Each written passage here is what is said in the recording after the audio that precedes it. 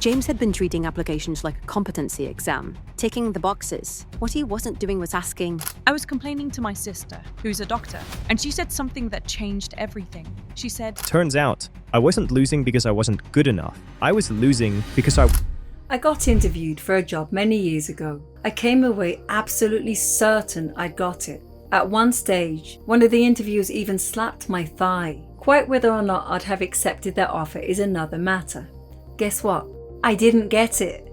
For months afterwards, I kept replaying the interview over in my head, trying to figure out what I did wrong. Was it my answers? My experience? Even were my thighs too big? Turns out, I was asking the wrong questions.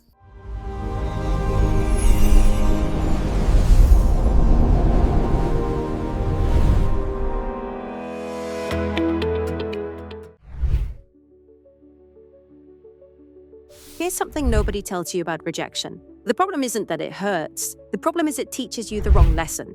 When you get rejected for a job, a promotion, a client pitch, sometimes even in love, your brain doesn't register, this particular thing didn't work out. It registers, I'm not good enough. Am I right? And then when you spend the next 3 weeks either licking your wounds or overcompensating by working twice as hard on exactly the same approach that just failed, which is mental, but we all do it. Today, we're talking about rejection, not the fluffy, it builds character stuff. I mean the practical mechanics of how high performers turn rejection from something that derails them into something that propels them forward.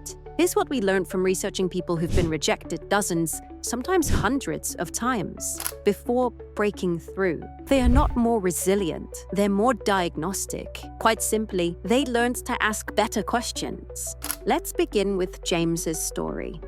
So, 127 applications, that's the number. And before you think either, well, persistent, or your CV must really stink, no, I was just stubborn and a bit naive. Really. I kept applying for the same kind of roles, tweaking my CV slightly each time, writing these earnest cover letters about how passionate I was, and getting nowhere.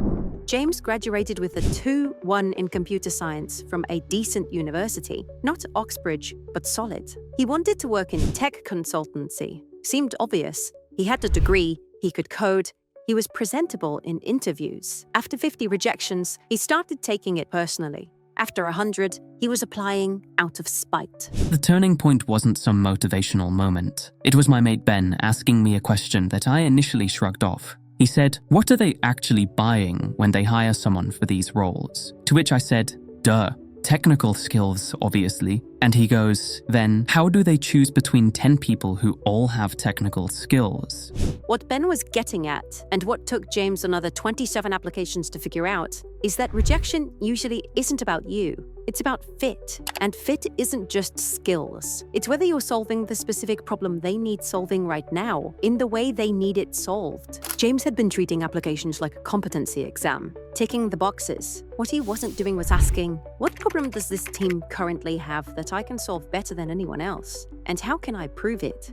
So, I stopped applying to job adverts and started researching companies, not their values or whatever corporate guff is on their website. I mean their actual problems. What projects they'd just launched, what press releases suggested they were struggling with, who'd recently left that they hadn't replaced. And then I'd write to the MD or CEO, not HR, explaining how I'd solve that specific problem. 3 weeks later, I'd had 2 offers. This is where most rejection advice falls apart, because it tells you to be persistent, to believe in yourself, to not take it personally. All true, none of it useful. What James worked out is that rejection is diagnostic feedback.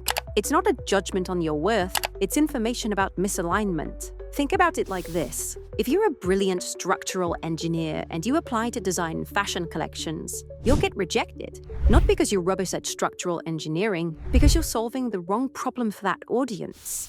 Most rejections aren't, you're not good enough. They're, you're not what we need right now. Or more importantly, you didn't show us you understand what we actually need. The emotional shift this creates is massive. Because if rejection is about misalignment, you can do something about it. You can diagnose what was misaligned and adjust. And when you believe you have what they need, you become convincing. But if rejection is about your fundamental inadequacy, you're stuck, you can't fix, not being good enough, you can only feel terrible. Here's what Natalie told us. I was rejected for the same promotion 8 times. Yes, 8. Same company, same level, different hiring managers. And every time, the feedback was almost identical. You're doing great work, but we need to see more leadership, which is the most useless feedback ever, because nobody tells you what more leadership actually looks like. Natalie worked in a mid to large-sized marketing agency. She was a top performer, brought in clients, delivered campaigns, mentored junior staff, and yet, every time a senior role opened up, someone else got it, mostly externals, but one time it was a colleague, and that hurt most. The 8th rejection nearly broke her, not because she couldn't handle disappointment, but because she couldn't work out what she was doing wrong. I was complaining to my sister, who's a doctor, and she said something that changed everything. She said, in medicine, if a treatment fails 8 times, you don't do it 9 times harder. You change the treatment. And I realized I'd been doing the same thing 8 times, just louder, working harder, delivering more, being more visible. But I hadn't actually changed what I was demonstrating. There's a difference, a massive difference, between demonstrating excellence in your current role and demonstrating readiness for your next role.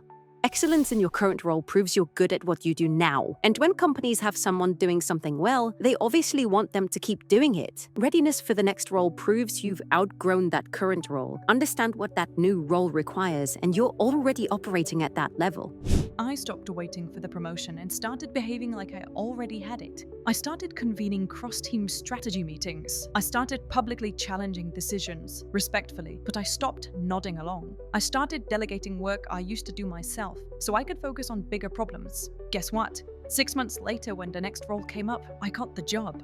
And it happens to entrepreneurs like Dharmesh too.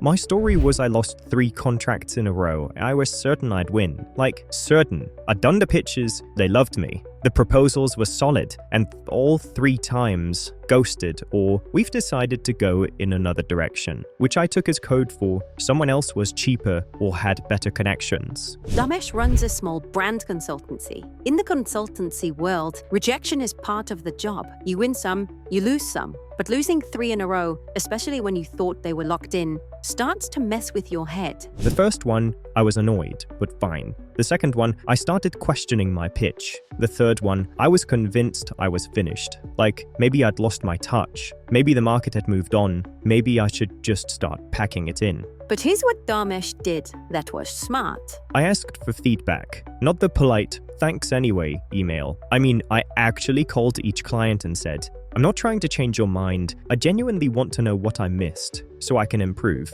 What did the other proposal have that mine didn't? 2 of the 3 told him, and both times it was the same thing. His proposals were brilliant on strategy, but vague on implementation. The other consultancies had shown them exactly what the first 30 days would look like. Milestones, deliverables, who'd be doing what. Dharmesh had been selling the destination. They wanted to see the roadmap. Next pitch, I changed nothing about my strategy but added a detailed 30-day implementation plan. Won it. And the one after that. Turns out, I wasn't losing because I wasn't good enough. I was losing because I wasn't answering the question they were actually asking. Let's be realistic. Rejection is going to happen. A lot. James applied 127 times before he worked this out. Natalie got rejected 8 times for the same promotion. Dharmesh lost 3 contracts he was certain he'd win. So, here's what you do differently. At every rejection, job, promotion, client, whatever, schedule what we call a rejection debrief within 24 hours. Not immediately. Emotions are too raw. Not weeks later, you've forgotten the details. Within 24 hours. And in that debrief, you ask 3 questions. Not, what's wrong with me? Not, what did I do wrong? These 3.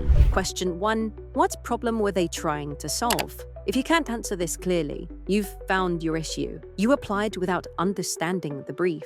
Question 2, am I demonstrating readiness for what I want or just competence in what I'm already doing? Natalie's lesson, excellence in your current role doesn't prove you're ready for the next one. Question 3, what question were they really asking that I didn't answer? Dharmesh's lesson, often rejection isn't about what you said, it's about what you didn't say. Answer these honestly, not emotionally, diagnostically. Then, and this is crucial, change one thing in your next attempt. Just one. Don't overhaul everything. Change one variable based on what you've learned. Most people do one of two things after rejection. They move on without learning anything, or they spiral into self-criticism looking for the fatal flaw. Both are useless because neither asks the diagnostic question, and the diagnostic gives you information you can use.